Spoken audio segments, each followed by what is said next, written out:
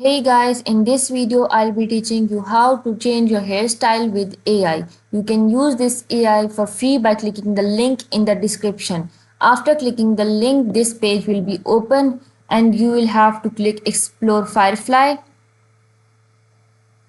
Then you need to scroll down and click on Generate.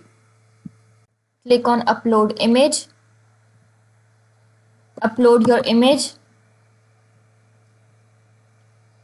Then you need to click on Brush Setting. Increase brush size. And let's select the hair.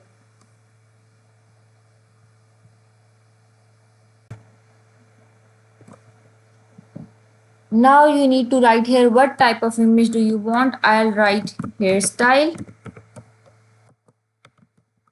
and press enter. Wait for some time. Here are some hairstyles you can pick from. If you don't like, you can click on more.